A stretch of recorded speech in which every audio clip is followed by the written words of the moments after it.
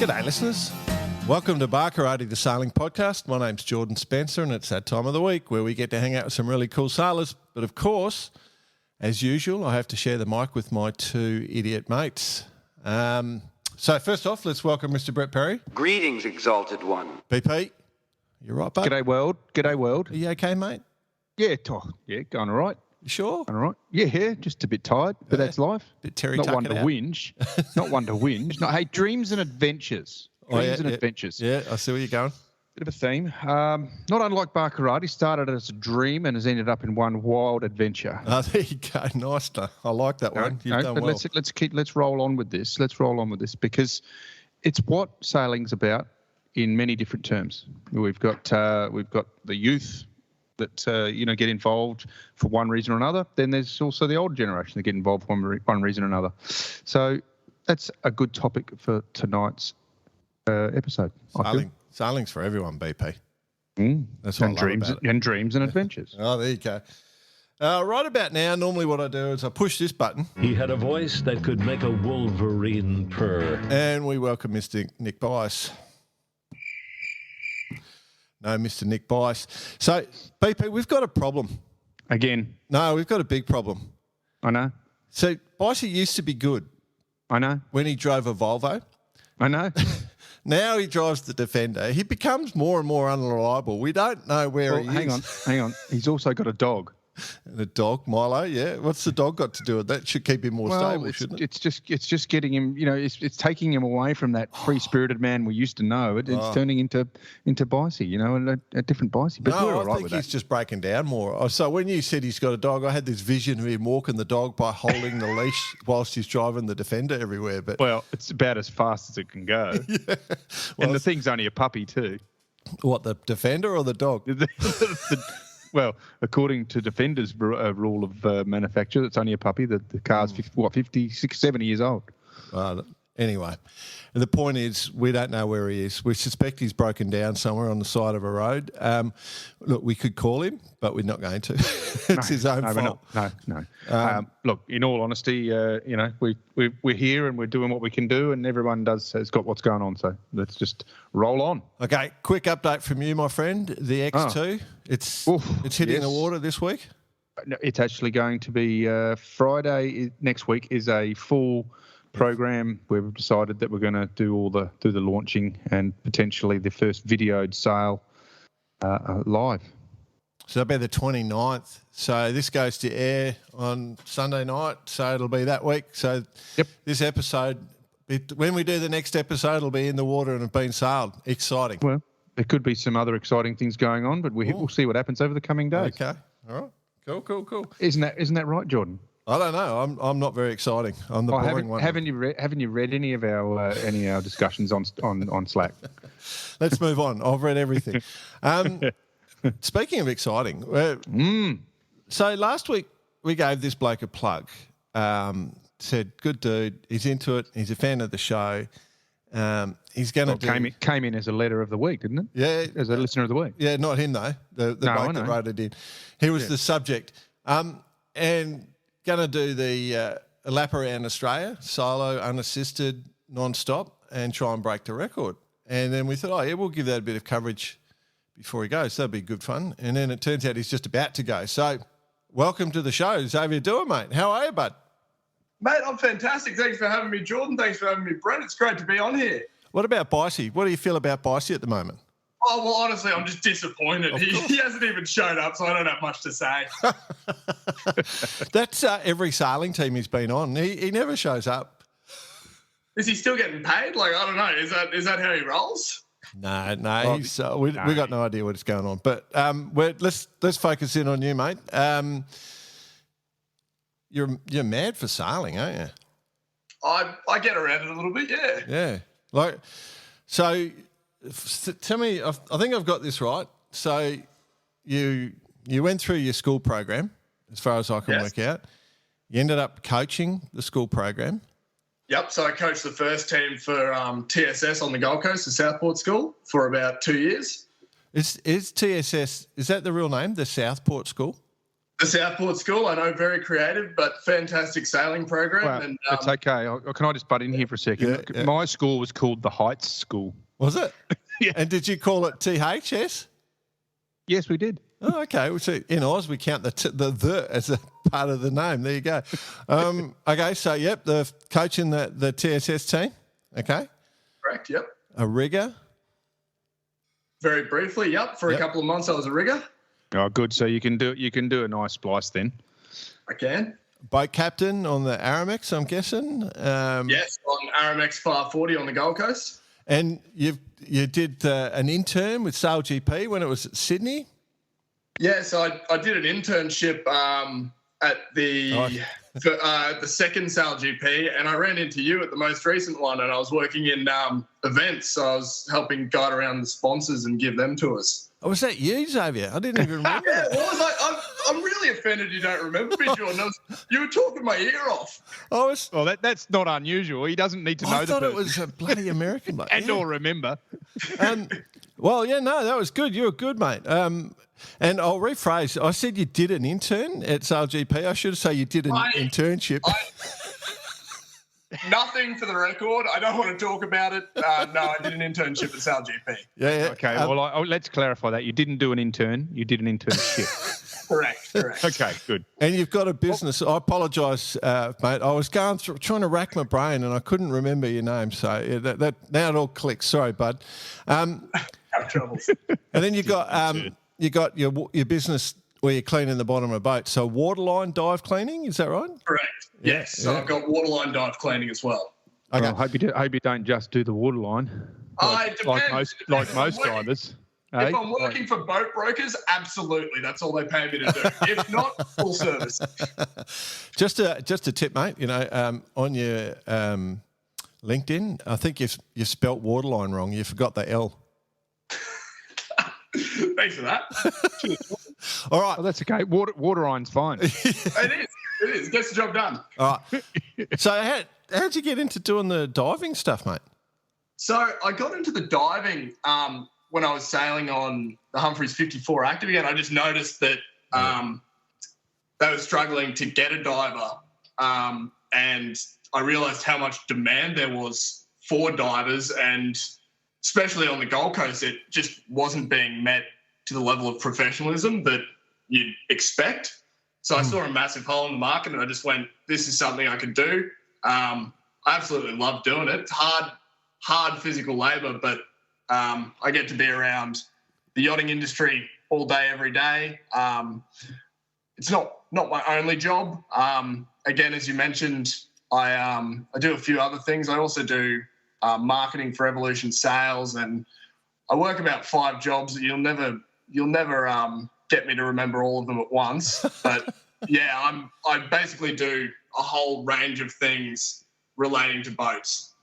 The hustle culture, mate. Exactly. Well, it lets me get around and interact with pretty much everyone on the Gold Coast in the marine industry, which I love doing, and it helps me out with my sailing. Hey, I've got to ask, you know, we've all had a dive on the bottom of a boat to give it a bit of a scrub underwater, but I don't know about you guys, but every time I try and do it, you start rubbing and then you end up floating away from the boat. How the hell do you do it? So you'll find me if I'm on, say I did a pretty nice Riviera the other day with twin drives and quad props and whatnot. You might find me standing upside down on the boat underwater, one arm on one of the drives and the other just so I'm positioned stuck against the boat.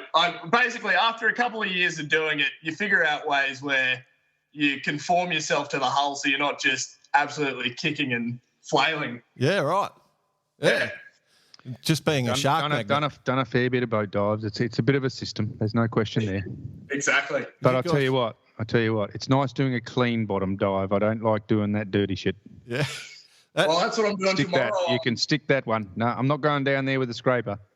Tomorrow I've got 2 fantastic boats to do, Celestial and Ichiban. Oh, nice. That'll be right. Just a sponge. Down Sydney. So, yeah, they'll be beautiful boats to clean. Yeah. No. I'll tell you, when I do my dives, I used to love coming up doing the whole boat and then coming up to the bow at the very end and sort of coming up, looking up out of the water as you come to the bow. It's quite a good little part. You know the job's finished, number one, but number two, it's a nice part of the boat. Absolutely. Look back at all your awesome work.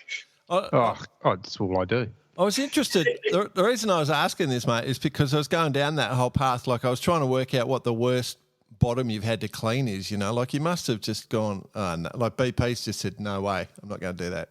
My daughters. Again, no comment. But so the worst I've ever done, actually, I'm not going to disclose the name of the boat because he's an awesome bloke, but came back down from Airlie to the Gold Coast and had literal coral reef growing on the bottom. He just so happened to catch me on a day when I had 3 other divers with me that I was doing quite a few boats that day. And I said yes, surprisingly, and we did it for quite a cost. But yeah, I counted like 6 colours of unique coral, and that was eye opening. Wow, that's some dedication. It happens. It definitely happens. Yeah. So, well, let's get to the real question. So, obviously, what I was trying to get to originally was you're mad for sailing, right? Like you're not a legend yet, but you're working hard to get there. So, we much respect for that. How did you get into sailing, mate? What makes it so good for you? I got into sailing through TSS's sailing program. So I joined their program, their Learn to Sail program, in something like grade 5 at my high school. So it would have been 12 or so. And I basically just got into laser picos with them and then into paces, and I just had the time of my life doing it. And I had no family background in sailing. A lot of people that I came through the sailing pathways, their parents had sailed, or they'd have someone in the family who was really into it and managed to get them through. But yeah, I came through in high school and just got introduced to the sport that way. And I think high school and teams racing and schools racing is pretty invaluable for that. It's amazing, isn't it? Like, can you imagine? You lived it. Like going to school, going on the sailing thing, and coming home and saying, "Oh, Mum and Dad, I love sailing," and they're just going, "Oh no." Well, yeah, we at TSS ridiculously privileged to have a river actually on campus, so I could be from my classroom with my life jacket in hand, running down to the sailing shed and be there. First one there in 10 minutes, and I'd be rigging up a boat. So 10 minutes from when my last class finished, I'd be rigging up my boat to go sail. I love it. Yeah. A lot of passion. And so that must have meant that with the TSS program, you had was it an instructor? Was it the other kids teaching, and then you had an overall coach, or how did it work there? It varied at different times. We had a few people through. We had my first director of sailing, there was a director, and he's usually the coach of the firsts two. Brady Lowe was my first director, and then Grant Warrington, Warro. So Warro was in for a bit. So yeah, 2 characters there. Yeah. So Warro. Yeah, we had Warro. Actually, yeah, that'd be a good chat, Jay. With Warro, yeah. And bolt the microphones down. But Brady's the same, you know, like he's quite a dynamic human being as well. He's a bit like yourself, mate. He's got a lot of energy. Oh, you could definitely say Mr. Lowe's dynamic, that's for sure. Yeah. Yeah, with a mop like that, he can do anything. So how did you go from just sort of beginning at school to, did you just sail every year right through, and then you went and did a coaching program, and that's how you ended up being the head coach? Is that what it was, or? Pretty much. That's pretty much how it went. I really enjoyed it. And my sailing, I kind of sailed alongside at Southport Yacht Club Holywell as well. So I sailed lasers, F-18s, 5/8s, 4/5s, basically anything that was at the yacht club I sailed. Yeah. Then I got into sports boats, so Magic 25s, Melges 24s, ended up owning a Melges 24 with called Baby Aramex with the help of Aramex. And yeah, that my real love, I liked sailing, but I think my obsession came when I first got into offshore racing. That's when I really found my calling, because I have next to no interest in windward leeward racing, but going off and doing long offshore ocean passages, just the toughness and the adventure of it, that's really what drew me in. There you go. That's what I told you this episode was going to be about. It's into BP's pathway now. BP, off you go. Well, there's similarities, of course. Yeah, but no, it definitely is. But I mean, the most amazing part of this story, if you're really interested in this, is this is a guy that's just driven it himself, and he's as far as I'm aware, Xavier, and correct me if I'm wrong, you basically put everything in to get to where you are today, because that's what this story is about, is where you are today and what you're about to do. All of this stuff you've done, the sailing and the teaching and the diving and everything has led to a goal. So it's probably a bit of a segue there, Jordan. I don't mean to steal your thunder. Oh. But are we ready to jump into what we're about to talk about? Well, we can bounce it wherever you want, mate. You lead. Go for it. All right. Well, let's talk about it. So all of that stuff you've done has led you to where you are now. And you're about to do something pretty, well, damn incredible in saying that you're the first one ever to do it in terms of on what boat and, what you're doing. So let's talk about it. Go for it. Okay, well, so what I'm planning to do in a month and 1 day is set off to try and take a crack at the record for the solo non-stop unassisted circumnavigation of Australia in my 21-foot mini transit yacht. So what I'm trying to do is take out 3 records, 2 unofficial records, 1 official record. I want to become the youngest person to complete the journey. So how old are you? 22? I'm 21. 21. 21 years old. And 21-foot boat, the mini transit, so smallest vessel to complete the trip. I know the boats very well, yep. So, and I do hear you do. We'll get to that. Hang on. So I'll set you a goal, mate. I'll just jump in here. So you're 21, your boat's 21 foot. I reckon you should set the target at 21 days. I'm there for it. I'm everything but ambitious, but I don't know. Okay. Yeah, I've got a little bit of knowledge in mini 650s, and 21 days is a big call. Yeah, no. Right. Continue on, mate. It's a large call, but whatever. I'm not going to crush your dreams, Jordan. All right, continue. Nice answer. Yeah, so I also want to take out the speed record as well, the outright speed record, which is currently held by Lisa Blair and her yacht Climate Action Now. Awesome chick. She completed the journey in 58 days. I want to complete it closer to 50 days. And yeah, that's what I'm in the process of doing. So my campaign's called the Little Aussie Lap.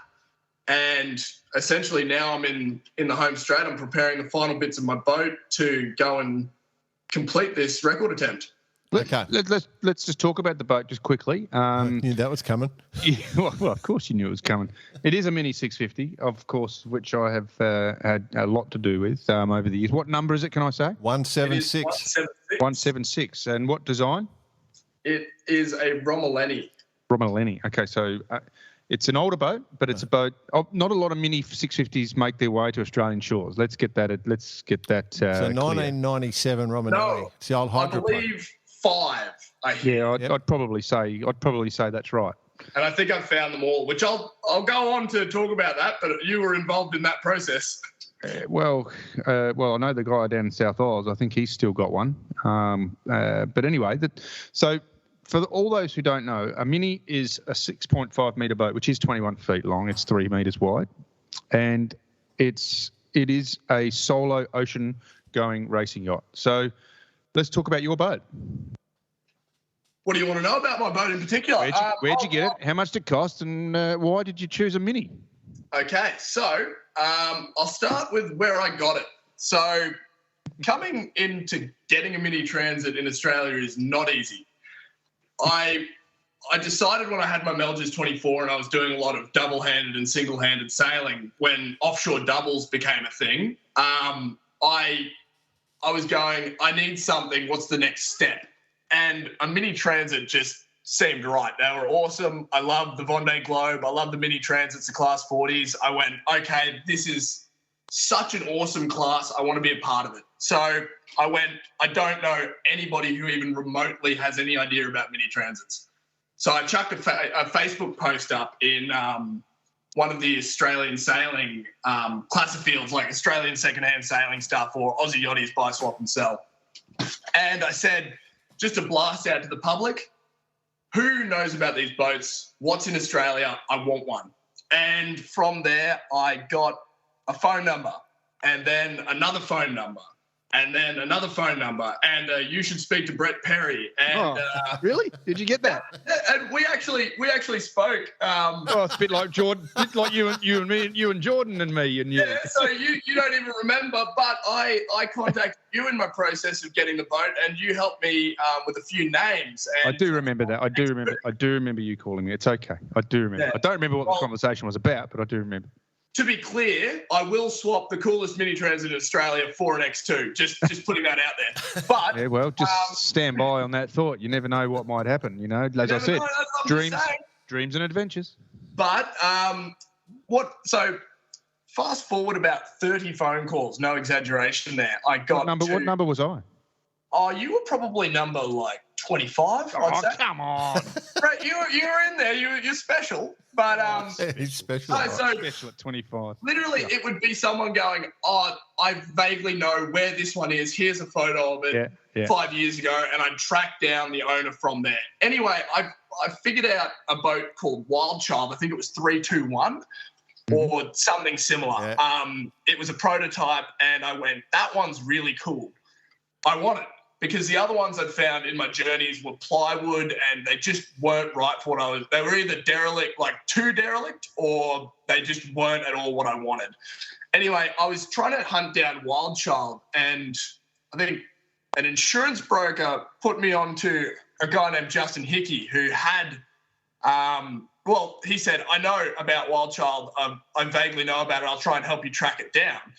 And in the process of trying to track it down, he said, I actually own two minis. He had one I just happened to do it. You know, that's it.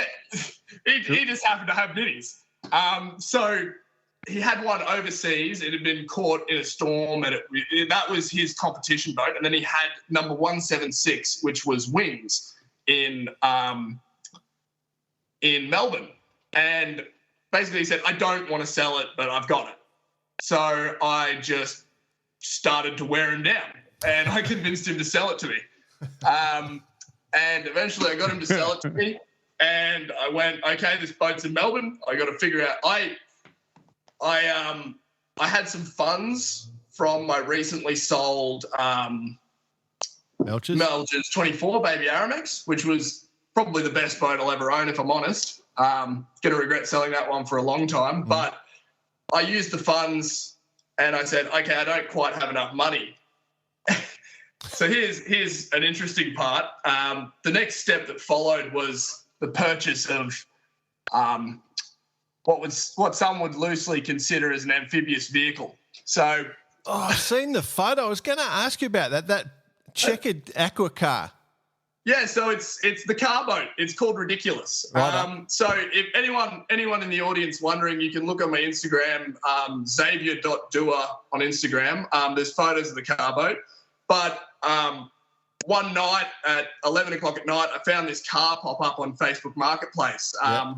Except it was a boat also. It was called Ridiculous. And I created a Facebook group chat with two of my friends, Oscar and Connor, and I said, I titled the group chat "Car Boat," and both of them were out drunk on the town, and they went, what is this, Xavier? Another one of your things. I said, "Be here at 7 a.m. We're going to look at this thing." Right. Went and looked at it. It was the most amazing thing I'd ever seen. I wasn't going to buy it, but then I saw the potential to make a bit of money on it. Right. So bought the car boat. Yeah. And I said, "Whoever sees it next is going to buy it." So I shook the guy's hand, Glenn Mundell. He's a really eclectic guy. He started a lot of wetsuit brands in the 80s, owned about 5 wetsuit brands. And he sold me the boat, shook the hand. We pull up to the jetty, and the next guy waiting was actually a famous YouTuber. Right. And he said, "I'll buy the boat right now." 25 grand. It was 20 grand initially. And the guy said, "No, I've just sold it." So I said, give me your number. He gave me his number. We used the boat for a week, had probably the best fun we've ever had in our life with it. And that's what formed the basis of the down payment on the Mini Transit. The extra money from that. Exactly. Yeah. So the car boat actually directly helped fund the Mini Transit. And what happened next was I basically, as soon as the sale went through, I said, okay, now I've got to organise a truck. I've got to get this boat back here because I've never seen it. I got someone to survey it, but I'm not going to sail it straight back. It's not going to be ready. So I put it on a truck with an unnamed trucking company.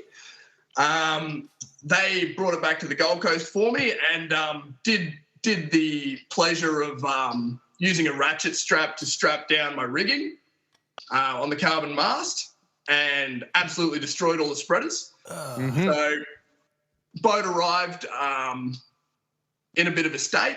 So I received a boat which has had 20 years of good ocean sailing and it's a bit lesser for love. So I basically started on a 3-month refit process for this boat. Yeah.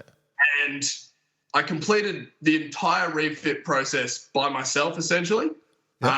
Apart from the building of a new mast, I opted to go with an alloy mast just for peace of mind and security. The performance benefit of a carbon mast versus my mental stability thinking about my mast snapping in the middle of the night, I just decided that an alloy rig would be better for me. Apart from that, I did the boat was in shambles. I got it back to looking better than brand new. And yeah, I worked night and day on it, 20-hour days pretty consistently and got the entire refit done in about 2.5 months. Wow. It looks quite spectacular now. I went looking through all your photos, mate, and, you've done a power of work on it. A little bit of a colour change as well. What are you calling it? Well, it's not salmon, it's pink. Yeah. It is a colour or the boat? Pink Mini Transit. It's not salmon or pink. It's pretty pink. You won't miss it. If I get we've got a theory. We've got a theory, and it's actually a theory I had with the X2. And the theory is it's Robbie Nash. Robbie Nash pink. Or no, Robbie Nash did it. Remember Jay? Yep. Went out with the fluorescent pink. So it's an eye grabber. That's what it does. Well, I was thinking more along the lines of Alex Thompson, but exactly, it is an eye grabber, and I just enjoy the pink boat. I love it to death, and the boat's called Waterline. The main sponsor is my business, Waterline. Yep. So followed by my awesome sponsor, Aramex, who actually helped make this all possible. But yeah, it's pink, and I love it. That's cool. Just a quick question. What does Aramex do? Just quickly. So Aramex is the 4th largest courier service in Australia. So right, okay. They do express couriers. They do parcel service for all businesses. Highly recommend you check them out. There you go. Fantastic people and great service. Should have got them to bring your boat up, mate. They were going to, actually. They offered to help me bring it up, but unfortunately they needed specialised yacht transport logistics. Otherwise, Aramex... It doesn't quite fit in a parcel, does it? No, it doesn't quite fit in a box, and it doesn't fit on a standard trailer because it's 3 metres wide. Otherwise, I would have been set. Yeah. Very true. Yeah. All right. Okay, so we're going for Lisa Blair's records. For the non-Aussies out there, it's a nearly 6,500 nautical mile lap around Australia. So Lisa, she's doing the round Antarctic thing, I think, at the moment. Set the record in 2018. So this is for a monohull, solo, non-stop and unassisted. She did it 58 days, 2 hours, 25 minutes, 39 seconds, just to make sure that you're fully across that. So we're targeting 50 hours. So the first question is... 50 days, yeah. Thanks, bud. The first question is all the weather routing, all your navigation. Where's your support? What have you got? How are you doing it? Who's keeping you up to date every day? How's that working?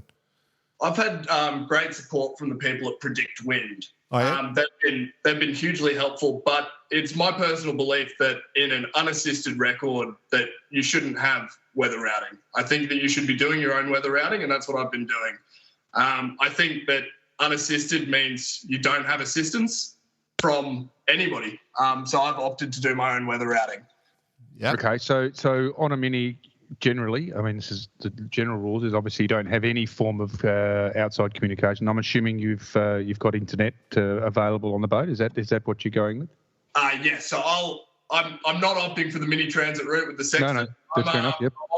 I'm opting for pretty much unlimited communication. So I've got the Iridium Go. I'm going to have full connectivity at almost all times. So I'll have a yellow brick tracker trailing me, and I'll also have full internet connectivity at most times when I need it, so I can download my weather routing on my grid files, and I'm pretty set on that front.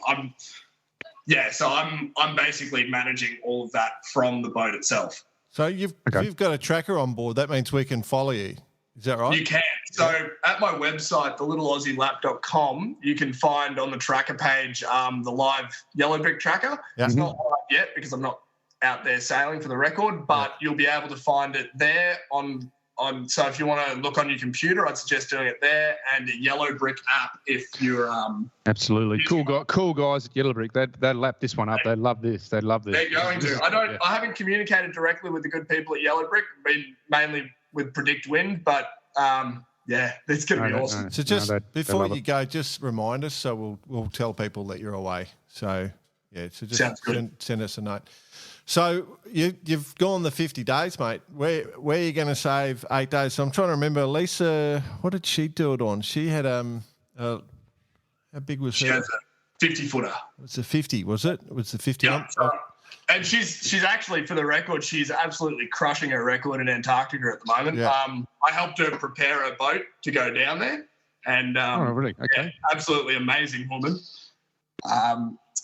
Really, really inspirational. But when Lisa went in October, she had pretty unfavourable weather for the attempt. That's why I've opted to go in the time period that I'm going. I want to take advantage of the southerlies going up the east coast. I want to have more of a likelihood of not getting trapped with upwind along the top. Okay, so let's just hold you there to do it. Okay. We're getting excited. BP's ready to coach. He's gone coaching. Okay. Now let me explain something. I've done the trip from Early Beach to Darwin. Okay, that's a good thing, right? Let's talk about that for a second. Now, assuming you're inside the reef. Yes. Okay, so for our non-Australian listeners, inside the Great Barrier Reef, which obviously is one of the world's largest reefs. But when we say inside, the conditions inside the reef can still be quite strong, windy, and also can get some, not swell, but definitely get some chop.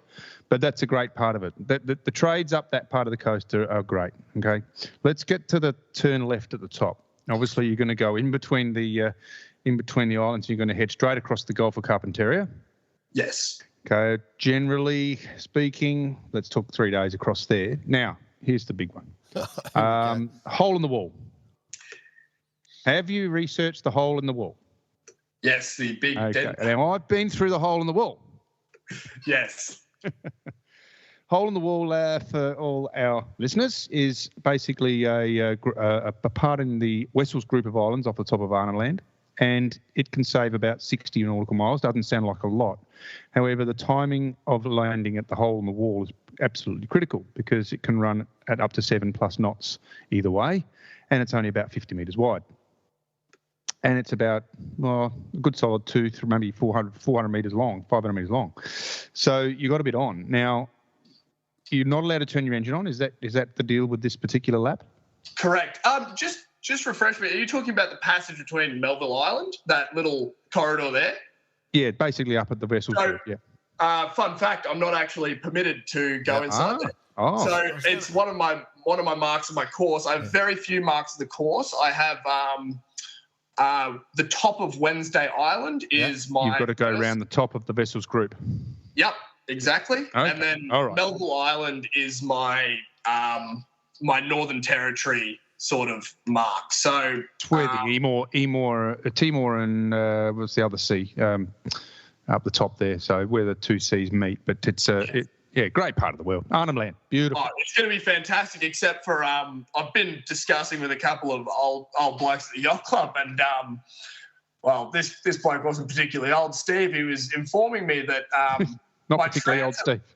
My transom's quite low in Crocodile. Yeah. Now this is another story. This is another story. I can tell you. I'm starting to get concerned about that. With you, it's not so bad because you're not going to be sitting in one spot for too long. You see, these crocodiles on the change of an 18-foot tide. Who knows? Well, I was on. Hang on. Let's clarify. You guys know what you're talking about. The listeners don't. So what we are talking about crocodiles. Yeah. So no transom. Yes. Crocodiles in Arnhem Land. Crocodiles in Arnhem Land.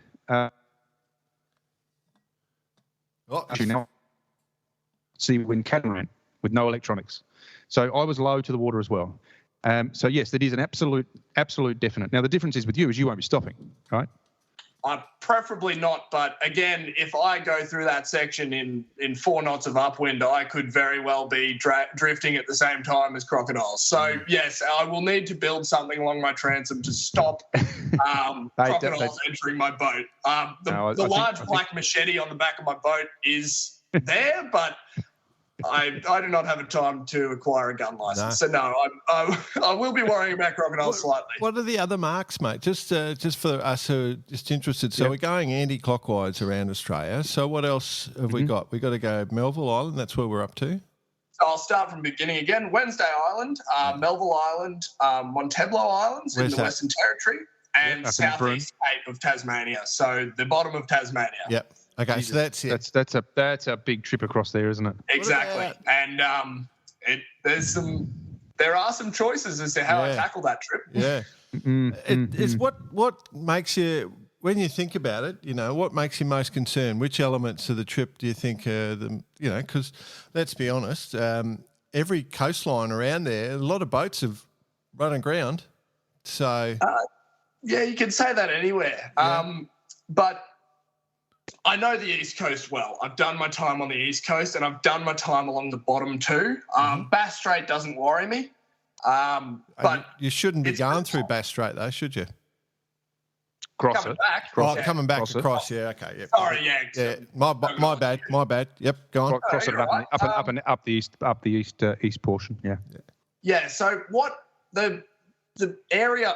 I wouldn't say concerned. To be honest, I would say unfamiliar with is that top passage, the tides, and that little passage through the islands in the Thursday Island group. I just haven't done it before. Yeah, that's why I have unfamiliarity. But I've done my share of ocean racing, so I'm quite confident in. I actually really love storms. Just take a longer anchor warp than you would normally consider. That is my first tip, and I can tell you that from experience. We did the Dubai to Muscat in a Mini. Yep. And let's just say we got the same situation without an engine on board. We weren't allowed to have an engine. Got caught in a tide and decided that we were going to drop anchor, except we were in a bucket load of depth. And ended up pulling up every halyard out of the rig and putting everything over the side. Luckily, we grabbed. So it's something to think about. The tides up there, can run to between 4 to 7 knots. You got to be really onto it. That's actually one of the last jobs I've got on my list. I've got 2 anchors, and I want to have. Well, now that you've told me you've connected all your halyards together, I'm probably going to adapt. But yeah, I know it's shallow coming through the top, and there's a possibility that I could be going backwards, so I will have my anchor on standby. Absolutely, yeah. And don't be afraid to carry that extra 100 meters, or even if it's just a light rope. I mean, your Mini will be heavy because it's got gear on it, so you might be talking 1.2 tons at max weight, right? At max, yeah. Yeah. So let's think about it this way: if you had a 200 metre of 6 mil Dyneema, for example, which I do, which you do, even whack another 100 on that. That can give you a lot of scope, and it can save you. It could save you. Oh, well, thanks, Brett. I do appreciate that. Okay, so if you're going out on the Mini, are you going to be able to do updates for people? Like if people are following your website, is that going to be something where people will be able to see stuff? I am. The best place to follow those updates will be a Facebook page called Waterline the Little Aussie Lap. Man, I'll be making updates on that page, which I've just updated prior to coming on and talking to you guys. But I'm not going to make it a priority to regularly blog, because the focus of my attempt is to sail the fastest possible, and sometimes that's going to mean I don't have the time to put my mental energy into writing a blog post every day. But I will be giving updates for key events and what's been happening, and throwing up some videos. So there will be ways to track along from my journey, and my Instagram page too, I'll be updating. Okay, so that's all that's sorted. What about, more importantly, fishing? Fishing. Well, I can't really fish to save my life. Oh, mate, I can tell you don't need to know how to fish up there. No, I've been told, and okay. I've been a wealth of knowledge so far. I've lengthened your anchor warp. Now I'm going to tell you something else. Well, make sure you always have 4 litres of brown vinegar on the boat. Fair enough. 4 litres of brown vinegar, because if you go and catch yourself a nice Spanish mackerel or a GT just on a spoon, drag it over the back of the boat, whack it on a bit of bungee off your winch, because that's when you know you got it. Get it up on the boat. You can have some fresh fish that night in your barbie. But the rest of it, you cut it up into little bits and you whack it in a bucket with brown vinegar, and you got fish for a week. Okay, that's a fantastic tip from the man himself. Thank you. Do you eat fish, Xavier? That's what I figure you. I live for sashimi, so if I could catch a tuna, a good friend of mine. Spanish mackerels are the most prolific up there. You'll get lots of them. You when you're on your own, you do the brown vinegar thing, 1 a week, and you'll have food every day. True. Okay. Well, yeah. Chris Percy, who I sail with on Aramex Safar 40, he's the bowman on there. He's actually put together a fishing kit for me, which I'm extremely grateful for. I got him to sort it out for me, because I don't really know what I'm doing. I'll figure it out as I go. Spoon, single hook with a kite. Copy. There you go, Jay. It's worth the knowledge, aren't I, Jay? Eh? Yeah, none of it interests me, I'll be honest. I've never even thought about catching a fish in my life. So, the big ones are fantastic fun. So with the boat, like with the Mini, what conditions are you hoping for? Like, what would be a perfect run? Oh, well, 18 knots downwind the whole way would be lovely. If you're talking to the big man upstairs, I'd love that, Jordan. Yeah. So, because for those who don't know the Minis, they've got a great big bowsprit, like the big pole that pops out the front, and you effectively can set that up with like a whole bunch of asymmetricals. Really, like you don't run a symmetrical on them, do you? No. So what I've been in the process of doing. So one of my big supporters for this trip, Evolution Sales Gold Coast, Kadrick, he's been helping me. I work there. Oh, Kadrick. Say hello to him for me when you see him from BP. I will. I'll tell him. So we've been going through, and I've actually designed. Well, Kadrick has designed the sails with my input in mind, and we've been talking back and forth for 6 months about what we're going to do.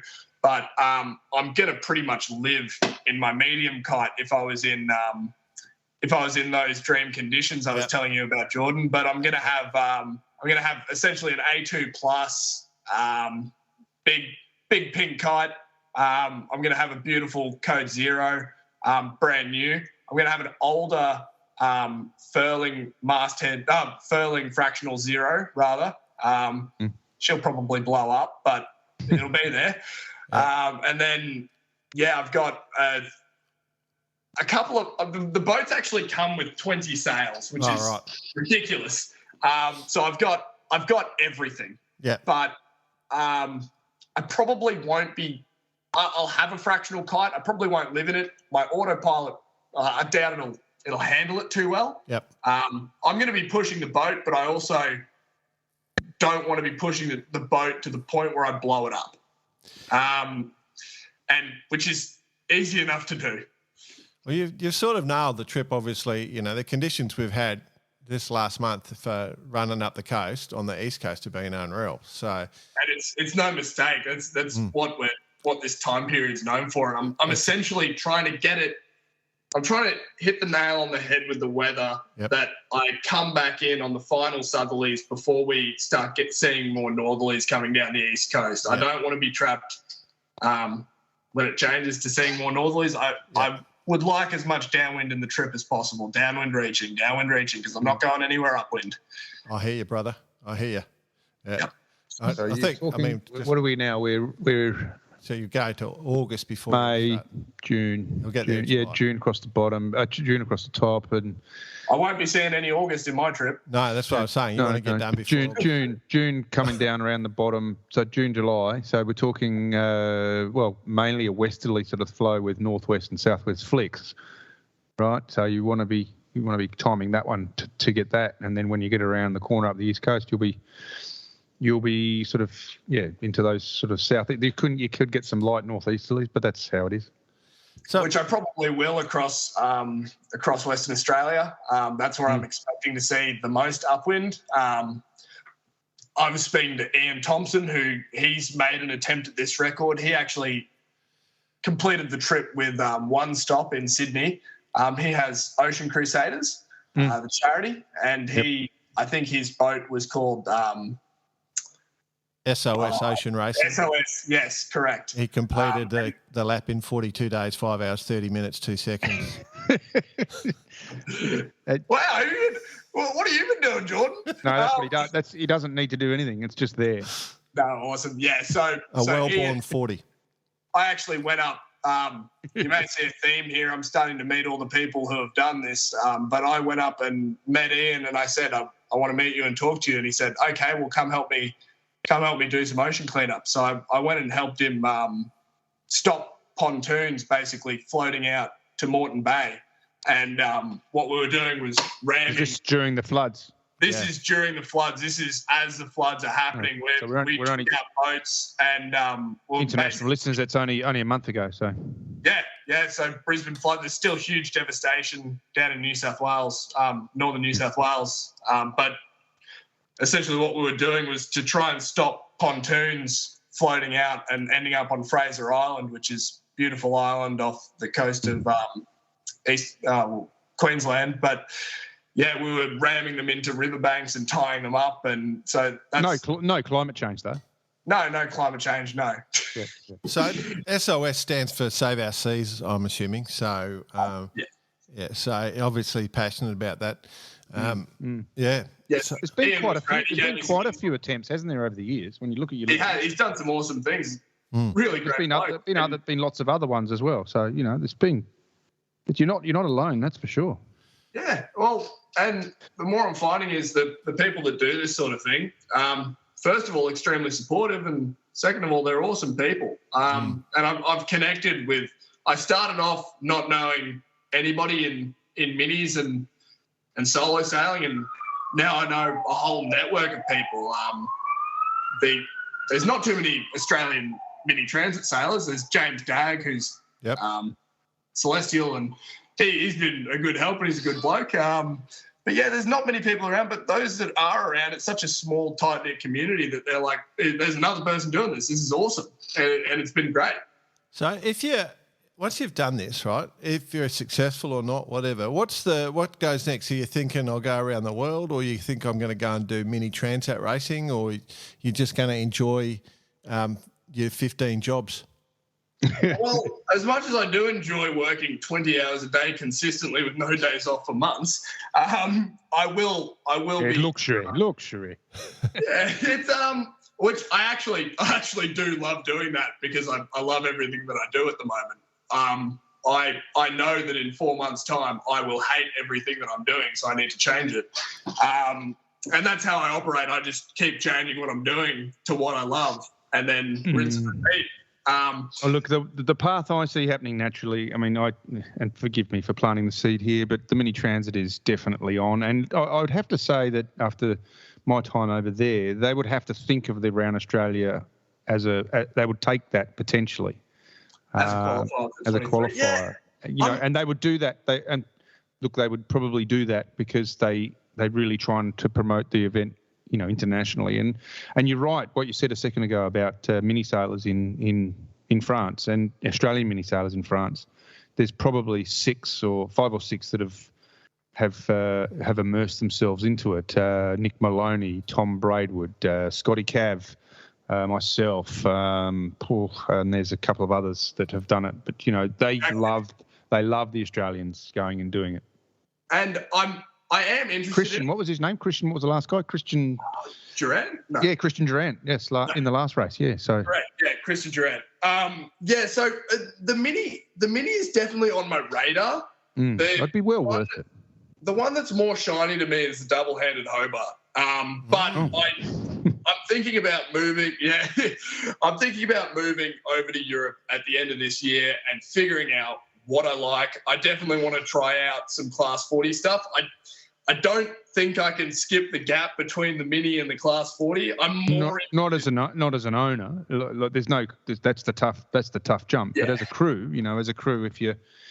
and this is what we bang on about all the time is the only way to do it is, first of all, get over there and immerse yourself. And obviously the most important thing is our no dickhead rule, and get over there and just get amongst it. I mean, that's the key to it for sure. And the mini fleet is the springboard. There's no question. Get over there and get amongst the mini fleet, and it's as well as just some of the best people you'll meet, but the experiences, but the springboard effect is huge. I think the no dickhead rule is pretty understated. That's what's gotten me a lot further than people who have been more talented than me initially. And being dickheads? Yes, yeah. So there are definitely 1,000 people out there that are more talented than me, but I've been more personable and more enjoyable and harder working, so I've overtaken them. I didn't start with talent. I just started with hard work. And, I want to get over to Europe and get involved in it.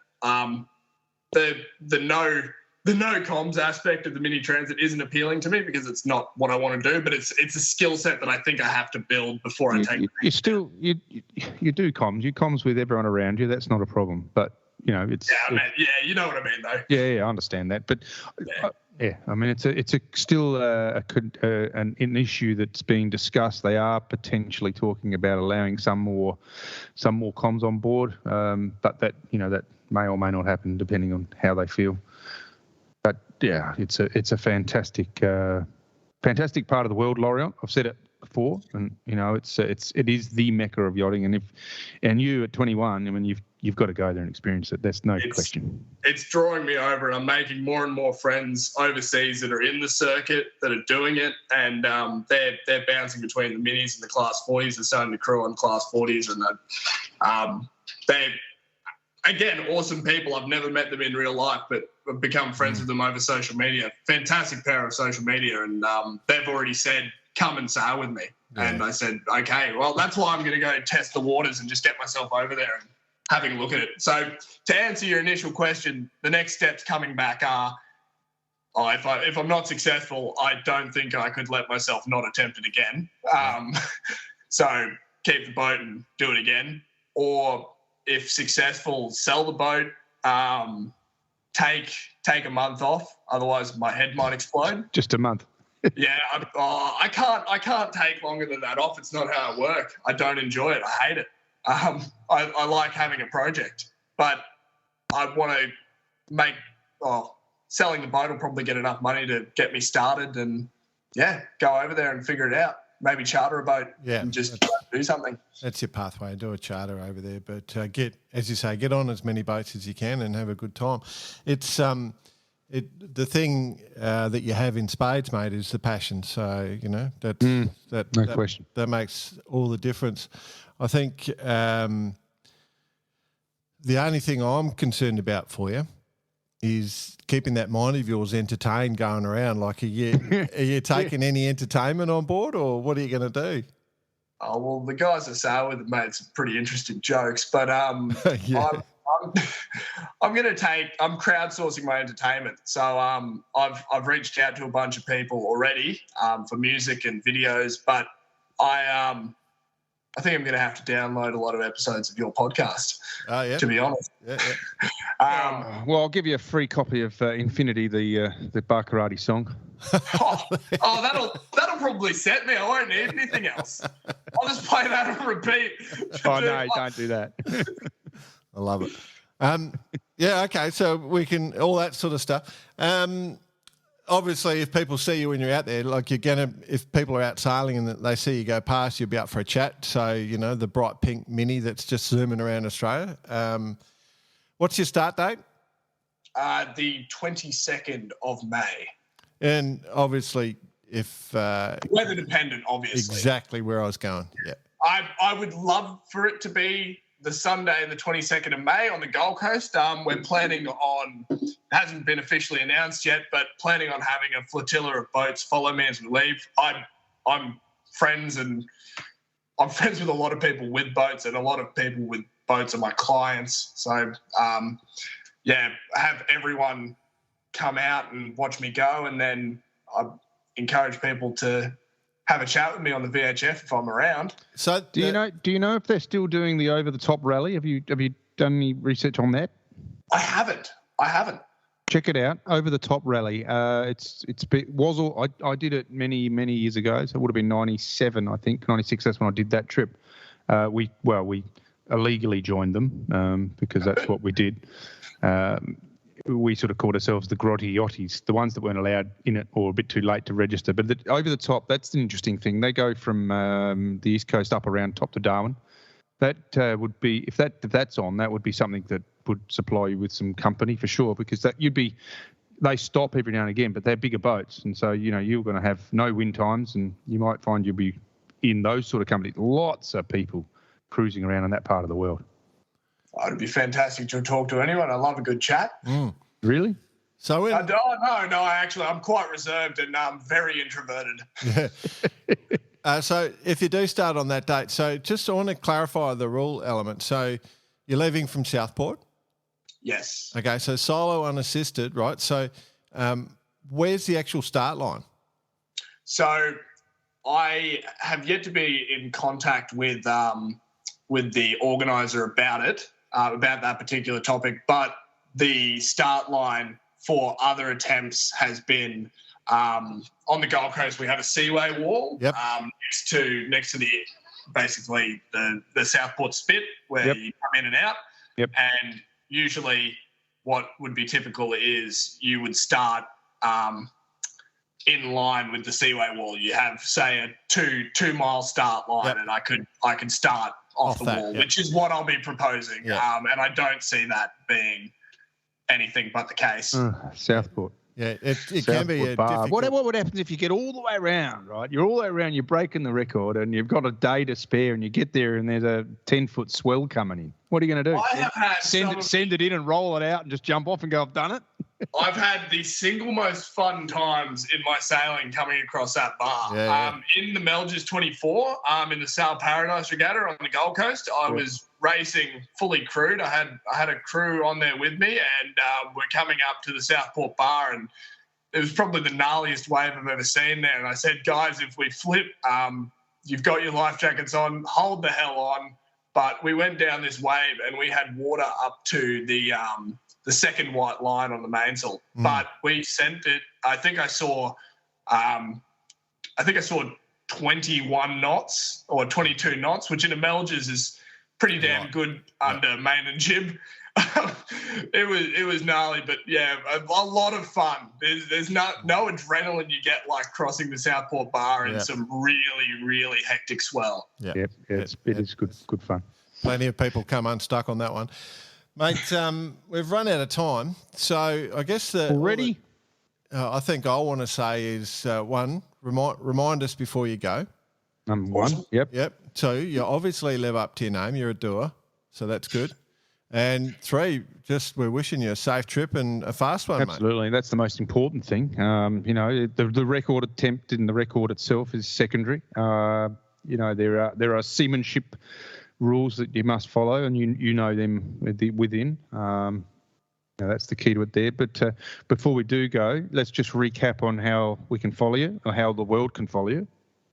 So the first step is to follow the Waterline - the Little Aussie Lap Facebook page, my personal Instagram account, Xavier.Doerr. And Doerr. Xavier, full stop, Doerr, Doerr. Yep. And then also you can follow along at thelittleaussielap.com and you'll be able to see a tracker there. So the yellow brick tracker, which you can also download the app for. And if anyone's local to the Gold Coast area, follow along to those pages and you can come out and see me go. I'd love to have you there, and I'd appreciate everyone's support. Hey, don't Google Little Aussie lap dance. Why? If they want to find you. Did you just check it, Joe? Yeah. What'd you say? Predictive text caught me out. Awesome. Cool, mate. Well, thank you very much, gentlemen. I really appreciate you having me on, and I loved having a chat to you guys. Yeah, good to have you, bud. Be safe. Awesome. Good on you, mate. Thanks, be guys. safe. Be safe. Cheers. Good on you.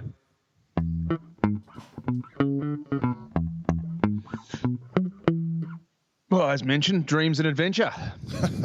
Park karate in one. But no, seriously speaking, I mean, have done a lot of sailing up in that part of the world, and he's going to have a ball. But to do it in a non-stop, record-breaking mode, of course he's going to have to catch some fish. Oh, you idiot. I tell you, I can't believe you started talking about fishing. Like, I'm just going, what is this? You know, he's trying to break records. He won't be fishing. It doesn't slow you down. Anyway, when you started going on fishing, I just said, "Do I do?" Let me tell you. No. That this is a life experience, and you've got to catch a fish. You've just got to catch a fish. Yeah, you can't go through one of the best parts in the world and not have fresh fish. I mean, the other side of this is that, you know, no, you can't. Yeah, you can. No, you can't. Yeah, you can. No, you cannot. Yeah, you can. No, you can't. When was the last time you went up through there? Come on. I've never caught a fish in my life, mate. Let's get off fishing. I don't want to talk fishing. No, seriously I got a suspicion. Seriously speaking, listen up. I don't care if he doesn't catch fish, but let's just say that it's a fantastic thing that he's doing, and it is a perfect example of what we go on about. You know, like there's lots of different ways to go into this industry, whether it's, you know, professional sailing, TP, rigging in the Volvo, or, you know, but this sort of thing is just, you know, I'm going to do this and to support it and to get involved with it and to share it with our listeners. That's what we're about. Yeah, I've got to say, just my impression of Xavier, there's no way he's got a girlfriend. Well, we touched on that a couple of times. He's just too busy, I think. The guy's too excited. Won't have time. But anyway, good luck, mate. It's good to chat to you. There's a lot of things been going on this week, so in the adventure side. So I do have. I think we should move on, BP, to the Jack Lloyd Listener of the Week. You're going to have to excuse me. You're going to have to run this little bit for me. I've been a bit busy, but let's go for it. Okay, so we've got a listener that wrote in. It was a nice email, actually a really good email, but they asked to stay anonymous, so we'll just mention it. So you were mentioned by one of the people I sail with. Since you guys have been mentioned by one of the people I sail with, I've been devouring all your previous episodes. Really enjoy the attitude, support you bring to sailing. Especially appreciate how much you care about supporting new and young sailors, helping them develop. The pathways discussions you do with all the guests is great to hear every time. But I think there's a small segment of the sailing community you may have missed, which is people like myself. I'm a new sailor. I only started sailing on keelboats when I was 40 years old. I'm not a vat-grown sailor like the sailing since I was 9 or 10 years of club racing experience before they hit the big boats. The ability to move cities, to follow where the sailing opportunities take them. I never sailed dinghies as a kid. My intro was taking on a mastman position on a 36-foot boat 2 years ago and working my way to the bow. I'm really proud to be a bowman now, but that I know that I'm still pretty inexperienced, but work hard to be the best I can. Don't begrudge the focus on the young ones, really envy them honestly, but as an older sailor doing some inshore and trying to get myself more into offshore, it'd be great to hear some more guidance on how to become better, more capable and more valued as a racing sailor from the perspective that didn't require being in your 20s and being able to F off whenever the port was promising. F off. I don't expect at my age to be landing a sale GP gig in 10 years' time. Anything like that? No chance, my friend. His biggest sailing hero is John LeCam. Loves racing, learning to be a better sailor. Would really appreciate advice. I'm sailing on everything I can get my ass into, including everyone's favourite, the Young 88, the Melders 24, the Elliott 7s. No white boats yet, but saw a couple on the hard stand at the club, and I'd be keen to get out on the opportunities presented. Blah, blah, blah, blah, blah. Anyway, it's a good point. I think that... I like it. Yeah. And I'd like to expand on it, and we'll call him Mr. Anon again, Mr. Anonymous. There seems to be a few of them around. He knows who he is as we are responding and is now listener of the week. But it is a great point, and we've already discussed this, that sailing is, it's everything for everyone, and it's a great thing that he's doing. He's getting involved, and he's taking on every bit of information possible. And it's your path as well, Mr. Anon. No, BP. Okay. So this episode, you've been very keen to provide some advice. Especially with Xavier, like you've got it rolling out of you. You're in that mood. If you've got someone that's described this, what are the 2 or 3 critical things that a later life, new to sailing sort of person needs to do? Like what do you think those you should do? Is it know your safety? Is it learning your boat handling? What are the critical things you reckon to go offshore? Well, obviously the first thing is, there's an element of when we were young, we just dove in head first, right? There's no question, right? Yep. And we grew along with certain incidents that happen along the way, whether it be a personal incident or whether it be a 1998 Sydney Hobart or whether it be, any form of yacht racing. These days, if you're coming in at an older age, yes, absolutely. Understand the safety at sea, understand all that stuff. But there's nothing like just time on the water. If you are keen and you want to get out there, get amongst it and ask questions. Because let me tell you, if I was sitting in a yacht club at the end of the day and someone come up to me and said, look, I've just started sailing and I'm just, I listened to your podcast or whatever. Someone come up to the end of the day and said, what do you think I should do? I'd more than happy to have a chat. And that's what it's about. So that would be my point. Great point. So time on the water, 100% accurate. That's the same thing we tell the kids. The only other thing I'd add to that, just as my input, as an older sailor and not coming through dinghies, learn about boat dynamics and handling, balance. Sailing is about balance. So correct. You've got to learn those aspects, and you won't learn that necessarily just on a keelboat. You'll learn technical stuff, but the actual sailing element is about understanding the balance. And, that could be a 10-year conversation. It can be a 10-minute conversation, but, Yeah, that's probably a really good point. That is probably a huge point, even on keelboats. Keelboats work...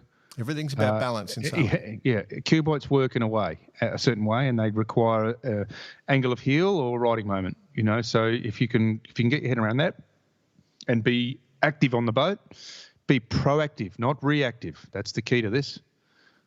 That's one of my biggest tips to all the owners I've worked for over the years is let's be proactive, let's not be reactive. And that sort of helps. Cool. All right, we'll go on to more of that stuff. Just that's the best way to handle this, I think. Just a few little ideas later on. BP, your update. We've got no hot topics with Bicey. Updates with BP. Etchells, mate. Is the Gold Cup? Yes. God, I tell you what, we were out there Friday. There was 10 or so in the Gold Racing League on the Sydney Harbour. The big names were there: Ian Murray, John Bertrand. They were all there. Yep. Blah blah blah. Anyway, it was 20 knots and 0 knots and southwesterly, northeasterlies with rain and no rain, and a bit of sun, all in the matter of 3 hours. So it was really not fun sailing. But then that evolved into a Saturday, which was a very, very pleasant easterly, and led to some great sailing with some great results. And happy to say and pass on that Ian Murray showed his class and went out there and won the inaugural Gold Racing League for the year. Mark Roberts in second, and yours truly on Great White Hunter in third. So we got in there and got a result. But the point is that everyone was out there sailing. A lot of people made the effort to come to Sydney and continue the sailing on what we now refer to as the white boats.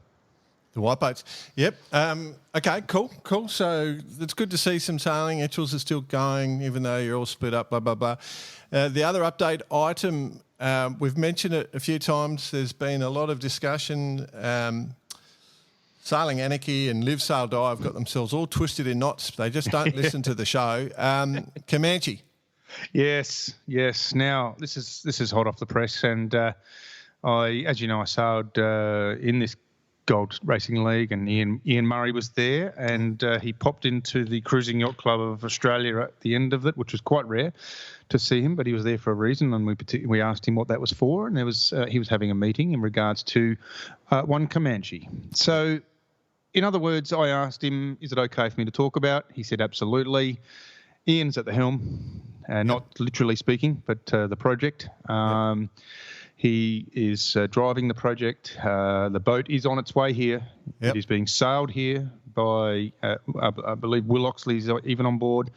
The Knox brothers are on board. They're on their way. It is happening. It will be here for the Sydney to Gold Coast yacht race. John Winning Jr. Herman has has got the boat for a 2-year program at this stage. Oh, that's interesting. That's detailed. At this stage, there's no confirmation as to how and why and what the details are to it, but it is it's going to happen. It's going to be here. It is going to be an Andu project. Young Pablo Arati, Patan is coming down as the Oh, you've broken up. Award. Just say that again. Coming down as the what? Yep. Sorry, I said young with Pablo Arati coming down as the principal helmsman. Patan, a friend of ours, and also Netti's coming down. Be a part of the project full time for the entire season. So it is all on. Excellent. Yep. It is all on. The big issue is where they're going to park in Woolwich Dock, of course. Yeah. So that's been the big fight for the last couple of days. That's cool. All right, so we've been telling you for a month. If anyone's wondering about Comanche, there's even more detail. Obviously, we'll get Herman on at some stage once the boat's close at hand. We're pretty close. We get on pretty well with them, the whole winning crew.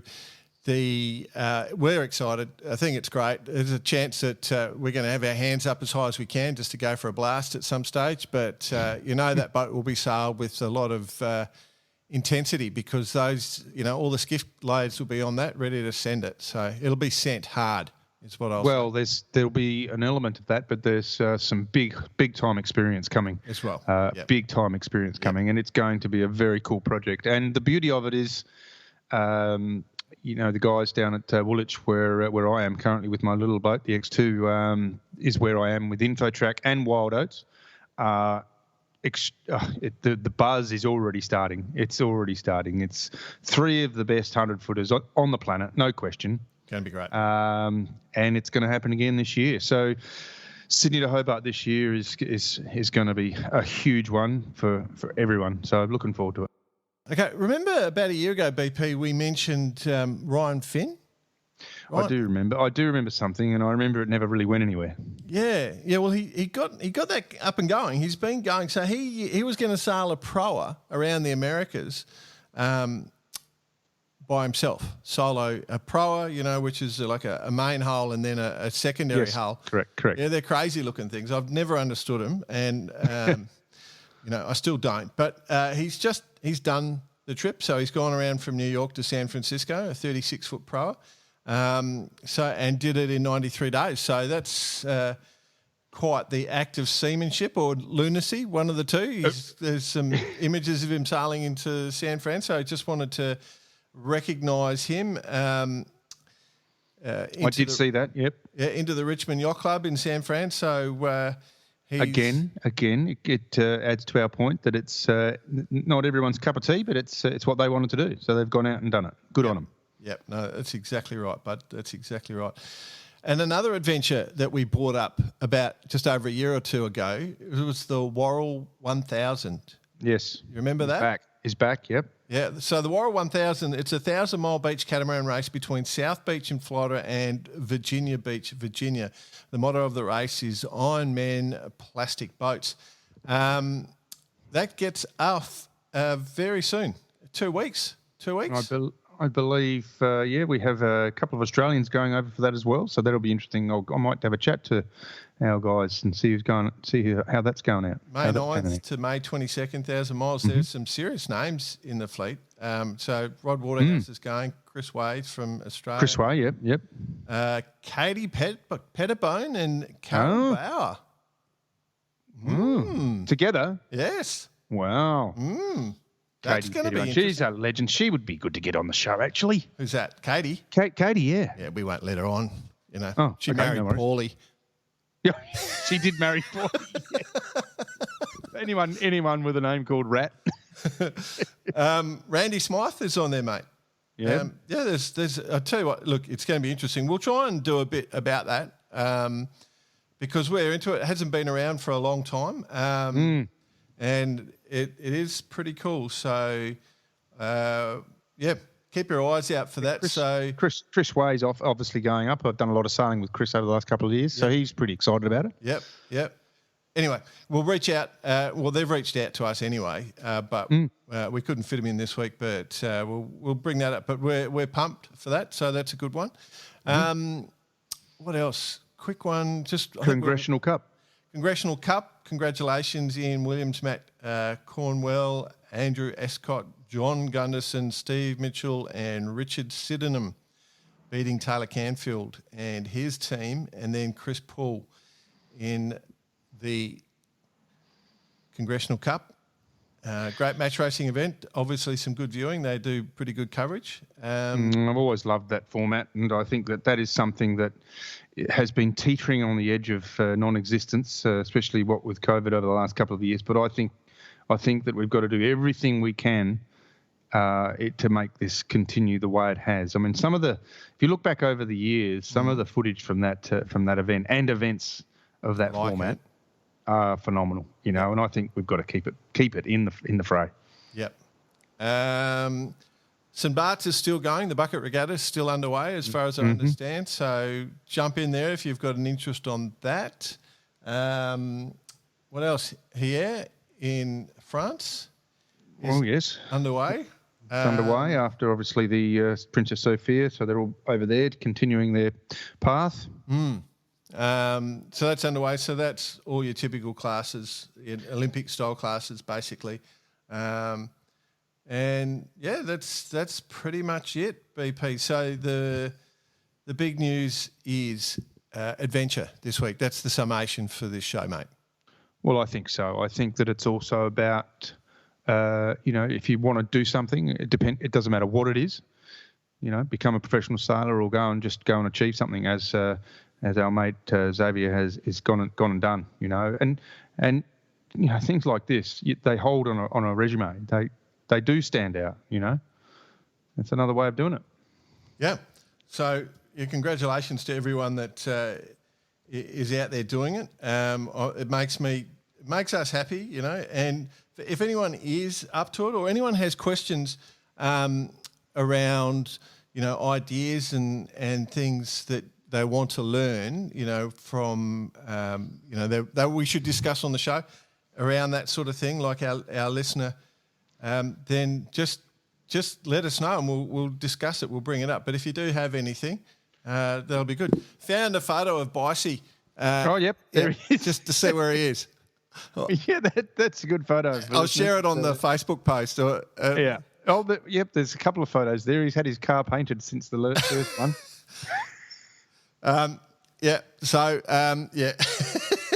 We think Bicey's upside down in a ditch somewhere is our theory currently with that defender. So I found a photo. I'll share that with you. But mate, that's it for the week, I think. All right. Well, let's keep rocking and rolling. Well, you're the man in charge of that. Grab your guitar and slide go on. in. Let me get it out. Okay. Go on.